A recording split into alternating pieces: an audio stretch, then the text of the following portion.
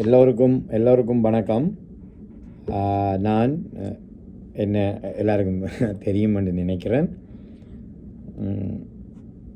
கல்லடி உப்போடை, மச்சுமுனை, கல்லடி வேலூர், ராமகிருஷ்ணபுரம் இந்த சின்ன கிராமங்களுக்கு சொந்தமான பேச்சியம்மன்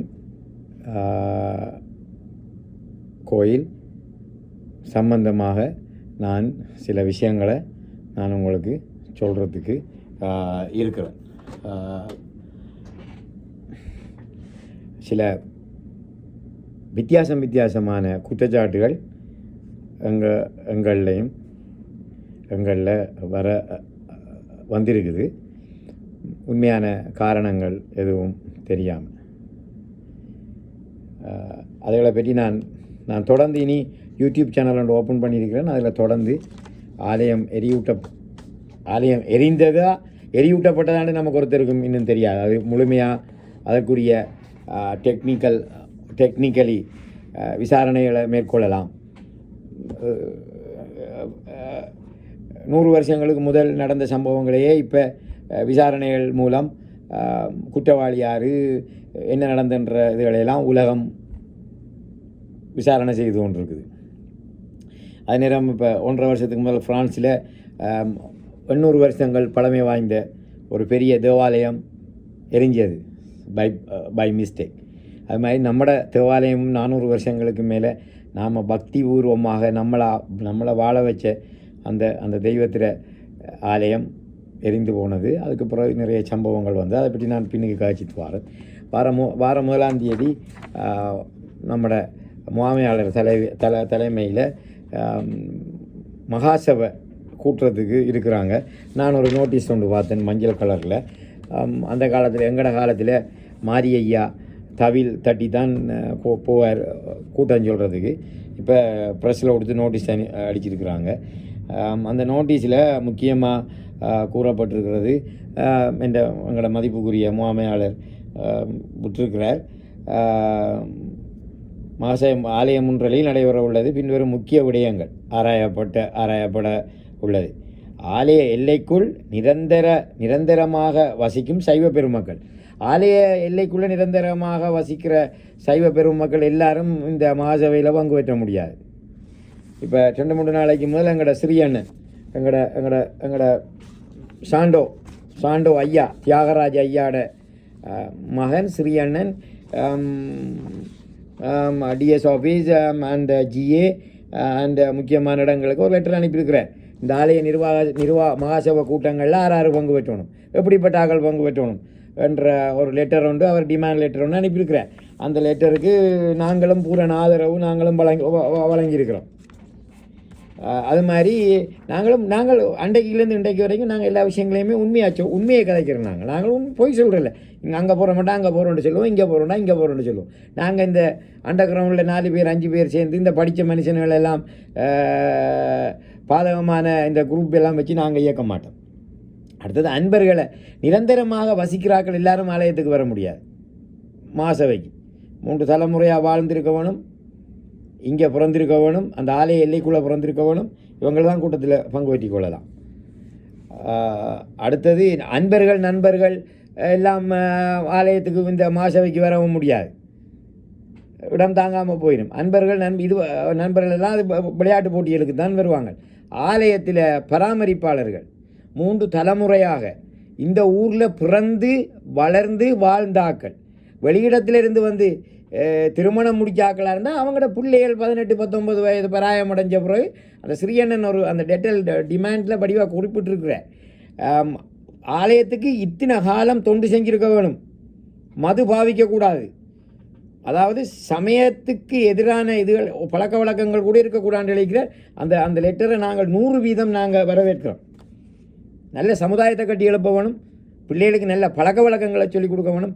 அடுத்தவர் குற்றவாளியாக இருந்தாலும் நாங்கள் கருணையோடு பார்க்க வேணும்.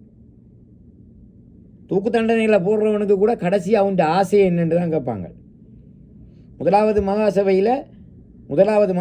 நாங்களும் இப்போ நான் வெளிநாட்டில் இருக்கிறேன். முதலாவது மகாசபையில் ஒருவரை குற்றஞ்சாட்டி அவமதிக்கிறதுக்கு எங்கே எல்லாம் எல்லை தாண்டி போகலாமோ அந்த வரைக்கும் போனாங்க. படித்த பெரிய மகானால் வழிநடத்தப்பட்டவர்கள். நாங்கள் நேரே அடுத்தடுத்த காணொலிகளில் நான் நேரே சொல்லுவேன் ஆகிற பேர், அல்லது மகாசபையிலையும் பார மக்கள் சொல்லுவாங்க. எல்லார கேள்விகளுக்கும் பதில் சொல்லத்தானே வேணும். அதுக்கு ஆலய எங்களோட முகாமையாளர் ஐயா கடமைப்பட்டிருப்பார். அவர் பாவம் ஒரு நிர்வாக சபையை கொண்டு இழுத்து ஓடினவர். வண்டியும் ஒரு நாள் ஓடத்தில் ஏறும், ஓடமும் ஒரு நாள் வண்டியில் ஏறும். நாங்கள் பேச்சியம்மன் கோயிலில் சிலை வைக்கிறதுக்கோ, அம்மாள்ற சிலையை கொண்டு வரத்துக்கோ, அம்மாள்ற சிலையை எப்படி பிரதிஷ்டை பண்ணுறதோ இதுக்கும் எங்களுக்கும் எந்த சம்பந்தமுமே கிடையாது. எனக்கோ எந்த குடும்பத்துக்கோ எந்த சகோதரத்துக்கோ எந்த சம்பந்தமுமே கிடையாது. நாங்கள் வலியுறுத்தினது ஒன்றே உண்டு, பூசகர் மேலே நீங்கள் சொல்கிற குற்றச்சாட்டுகள் நியாயமானவையாக இருக்க வேண்டும், உண்மையானவையாக இருக்க வேண்டும். பொய்க்குற்றச்சாட்டுகளை நீங்கள் சாட்டக்கூடாது. அந்த குற்றச்சாட்டுகளை ஒரு மூடிய அறைக்குள்ள இந்த ஊரில் பெரிய கல்விமான்கள் எல்லாம் இருக்கிறாங்க, அவங்கள்ட்ட கொடுத்து விசாரணையை செய்து நீங்கள் உங்களோட குற்றங்கள், நீங்கள் சொல்கிற குற்றங்கள் நிரூபிக்கப்பட்டால் இந்த ஆலயத்துக்கு அவர் எப்படி அழைத்து வரப்பட்டாரோ, ஆலய எங்களோட முகாமையாளர் ஐயாவுக்கு தெரியும். அந்த நேரத்தில் இருந்த என்னுடைய சொந்த சகோதரன் சந்திரசேகரம் இருக்கிறார். அது மாதிரி எத்தனையோ உறுப்பினர்கள் இருக்கிறாங்க. அந்த கிருஷ்ணகுமார் ஐயாவை எப்படி இந்த ஆலயத்துக்குள்ளே கூட்டி வந்தீங்களோ, நீங்கள் குற்றங்களை எல்லாம் நிரூபித்து அதை கொண்டு அப்படியே விடணும். சும்மா நின்ற மாதிரி நீ குற்றவாளி, நீ வீட்டை போன்னு சொல்லலாம் நீங்கள் திருத்த முடியாது. இந்த முதலாவது மகாசபையில் இந்த நிர்வாக சபை உறுப்பினர்களும் அவ்வளவு பேரும் பாய் மூடி இருந்தவங்க. முகாமையாளர் ஐயா கொஞ்சம் பேப்பர் எடுத்தார், சுரேஷ் ஐயாவை பேச்சியம்மன் கோயிலுக்குள்ளே கூட்டிகிட்டு போனார். திருப்பி வந்து சொன்னார், அவர் உடன்பட்டுத்தார் இவரோட சேர்ந்து பூஜை செய்கிறதுக்கு. அப்போ இங்கே ஒரு பிரச்சனையும் இல்லை, எல்லாரும் சமாதானம்னு சொல்லி சொன்னார். இப்போ நாங்கள் அப்படி தானே. அப்புறம் சுரேஷ் ஐயா கொஞ்சம் நிமிஷத்தை எடுத்து கதைச்சார். அந்த கதைக்கிற நேரம் ஒரு எதிர்ப்பு கூட முகாமையாளரோ அல்லது அதில் இருந்த நிர்வாக சபை உறுப்பினர்களோ ஒருத்தர் ஒன்றும் கதைக்கல. முன்னுக்கு இருந்த கொஞ்சம் பேர் தான் நீங்கள் சொல்லுங்க ஐயான்னு கேட்டு கிருஷ்ணகுமார் ஐயாவை குற்றச்சாட்டி கொண்டே இருந்தாங்க. அப்போ பிறகு அவரை நீ போ, எனக்கிட்ட என்ன வந்து ஒரு ஆள் பிடிச்சி தள்ளி என்ன நீ உனக்கு இங்கே கதைக்கிறதுக்கு எல்லாம் அதிகாரம் இல்லை, நீ வெளியில் போன்னு சொல்லி திருத்தினாங்க. நோ, அப்படி நீங்கள் செய்ய முடியாதார். நான் சொல்லி தந்தானே, நீங்கள் போய் தேரில் வச்சு தான் அவரை கொண்டு வந்த நீங்கள் இங்கே நாம் கொண்டு வந்த நாம இங்கே ஆலயத்துக்கு பூசகர் இல்லாமல் அம்மாளுற முகக்கலையும் இல்லை. விநாயகமூர்த்தி நொத்தாசி ஐயா நமக்கு அந்த முகக்கலையை தந்திருக்கலாட்டி அந்த வருஷம் நமக்கு முகக்கலையே இல்லை. அம்மாளுற செய்து போட்டு கொண்டு வந்து தாங்க, இல்லைன்னு தாரா உங்களுக்கு அவர் கொண்டு வந்து தாங்கன்னு சொல்லி அவர் உங்களுக்கு ஆலயத்துக்கு கடனை கொடுத்தவர். அப்புறம் அவங்க முடியவும் வாங்கி எடுத்து தாங்க. அப்போ அந்த நேரத்தில் பழைய பூசகர் ஐயாவை கொண்டு வரதுக்கு எவ்வளவோ பிரயத்தனம் செய்தவங்க அவ்வளோ பேரும் இப்போ இருக்கிறாங்க. அவ்வளோ பேரையும் விசாரிக்க வேணும் என்ன பிரச்சனை நடந்ததுன்னு சொல்லி. சும்மா இப்போ 18, 19, 20, 21 வயசில் வந்துட்டு பிள்ளைகள் வந்துட்டு சும்மா கதைக்கக்கூடாது. பழைய ஆக்கள்ற கதைகளை கேட்டு எடுத்து இதை பார்க்க வேணும். ஓகே, அப்படியே போக்குள்ள நாங்கள் முன்வச்ச முதலாவது கோரிக்கை சண்டை வேண்டாம், எல்லாரும் ஒற்றுமையாக இருப்போம். இந்த பூசகர் பிரச்சனையில் 2 துருவங்களாக நிற்காமல், சரி சுரேஷ் ஐயாவும் முன்னால் கோயிலை விட்டுட்டு போனவர், அவர் சொல்கிறதுல அங்கே உண்மையெல்லாம் இல்லை, அவர் சும்மா நினைச்ச மாதிரியெல்லாம் கதைக்க முடியாது. நானும் அவர வீட்டுக்கு போனேன். நானும் அவர வீட்டுக்கு போய் அவரை மண்டாட்டமாக அவர்கிட்டையும் அவர மனைவிட்டையும் பிள்ளைகளுக்கு முன்னுக்கும் நானும் அவர மச்சானும் முகாமையாளரும் போனோம். நாங்கள் எனக்கு பொய் சொல்கிறதுக்கெல்லாம் தெரியாது. நான் முகாமையாளரை கூட கூட்டி கொண்டு போனது ஒரு அன்பின் நிமித்தம் தான். அவர் எனக்கு ஒரு நல்ல நண்பன், அவரை கூட்டிகிட்டு போனேன். நான் வாங்க ஒரு சாட்சிக்கணும். அங்கே சாதகமான பதில் கிடைக்கல. பிறகு சுரேஷ் ஐயா, கிருஷ்ணகுமார் ஐயாவை யாரும் விலக்கவும் இல்லை, அவர் விலகவும் இல்லை. இப்படியான வேலைகளை யாரும் பார்க்கவும் முடியாது. நீ வெளியில் போன்னு சொல்லி இது ஒரு மனித உரிமை மீறல். கிருஷ்ணகுமார் ஐயா விலகவும் இல்லை, அவர் விலக்கப்படவும் இல்லை. ரைட், அவர் மேலே குற்றச்சாட்டுகள் உங்களுக்கு இருந்தால் அந்த குற்றச்சாட்டுகள் நிரூபிக்கப்பட வேண்டும். அவர் அம்மாளுக்கு தொண்டு செய்தவர். அவரை கூட்டிட்டு வந்து இன்றைக்கு வரைக்கும் கிருஷ்ணகுமார் ஐயா இந்த ஆலயத்தில் ஒரு சதம் கூட அவர் சம்பளமாக எடுத்து பூசை நடத்தவில்லை. இது மக்களுக்கு தெரியாது. கல்லடி உப்போடை, நொச்சுமுனை, கல்லடி வேலூர், ராமகிருஷ்ணபுரம் மக்களுக்கு தெரியாது. இதெல்லாம் மூடி மறைக்கப்பட்ட உண்மைகள். இத்தனை காலத்துக்கும் இந்த கோயில் பணத்தில் ஒரு சதம் கூட கிருஷ்ணகுமார் ஐயாவுக்கு யாருமே சம்பளம் கொடுத்தது கிடையாது. நானுங்களும் இப்போ தான் அறிகிறோம். அப்போ எனக்கிட்ட அவர் தான் ஒரு கட்டத்தில் எனக்கும் சிலாக்கள் சொன்னாங்க, கிருஷ்ணகுமார் ஐயா சம்பளம் வாங்காமல் தானே உலக காலம் தொண்டின் அடிப்படையில் அவர் செய்திருக்கிறார். ரைட். அவர் மேலே சாட்டப்பட்ட குற்றச்சாட்டுகள் நான் ஒவ்வொரு பேரும் வச்சிருக்கிறேன். நீங்கள் குற்றச்சாட்டுகள் நிரூபிக்கப்பட வேணும். வரப்போகிற மகாசபையில்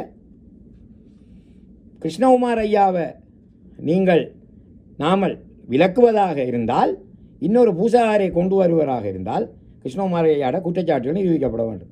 நாங்கள் ஆரம்பத்தில் என்னென்னு சொல்லி வரோம், ஓகே 2 பேரும் ஒற்றுமையாக பூஜை செய்யுங்கள். கணபதி பிள்ளை ஐயாவும் பொன்னையா ஐயாவும் சேர்ந்து பூஜை செய்யலாம் என்றால் ஏன் கிருஷ்ணகுமார் ஐயாவும் சுரேஷ் ஐயாவும் செய்ய முடியாது? சுரேஷ் ஐயாட்ட கிருஷ்ணகுமார் ஐயாட்ட கேட்கப்பட்டது. ஆலய முதலாவது மகாசபையில் கேட்கப்பட்டது. அப்போ கேட்ட நேரம் அவர் சொன்னார், எனக்கு பிரச்சனை இல்லை, நான் அம்மாளுக்கு தொண்டு செய்ய வந்தவன், நான் சம்பளத்துக்கு வேலை செய்ய வரவில்லை, நான் சம்பளத்துக்கு அரசாங்க நிறுவனத்தில் நான் வேலை செய்கிறேன், அது எந்த வாழ்வாதாரத்துக்கு போதும், நான் அம்மாளுக்கு தொண்டு செய்ய வந்தேன்னா சுரேஷ் ஐயா எனக்கு அண்ணன் மாதிரி, நான் அவரோட சேர்ந்து நான் ஒர்க் பண்ணுறேன் என்று அவர் சொன்னவர். எல்லா மக்களுக்கும் மத்தியில் முன்னுக்கு இருந்த எதிர்ப்பாளர்கள் நோனும் அப்படியெல்லாம் செய்யலாது, நீ விட்டவாளி நீ விட்டவோ என்று சொன்னாங்க. நோனும் அப்படியெல்லாம் கலைக்க முடியாது. நீ ஒரு மனிதனை குற்றஞ்சாட்டுறதுக்கு அடுத்த மனிதனுக்கு உரிமை கிடையாது.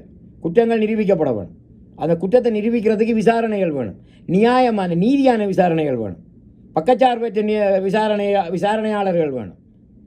அப்போ நாங்கள் அந்த அந்த அந்த பிரச்சனை தொடங்கின காலத்திலிருந்து நாங்கள் இந்த கோயில் பிரச்சனைகளில் நானோ என்னுடைய சகோதரமோ எந்த குடும்பமோ கோயில் பிரச்சனைகளில் நாங்கள் அம்மாள் தான் எனக்கு பேச்சியம்மன் கோயிலில் மட்டும்தான் எனக்கு தெரியும்.